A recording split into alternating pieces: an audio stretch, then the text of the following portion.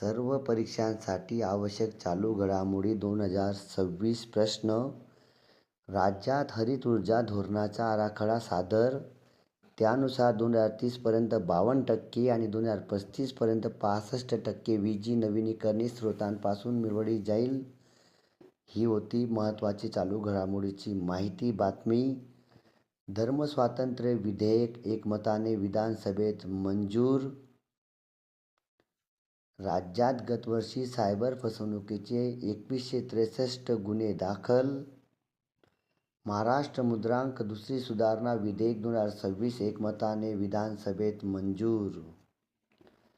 मनरेगा अंतर्गत कुशल व अकुशल कामांच्या देयकांचे वितरण अधिक वेगवान आणि पारदर्शक करण्यासाठी केंद्र सरकारने स्पर्श ही नवीन प्रणाली सुरू केली. ही होती आजची चालू घडामोडीची महत्त्वाची माहिती. मित्रांनो, तुम्ही ऐका आणि तुमच्या 2 मित्रांना नक्की पाठवा. धन्यवाद.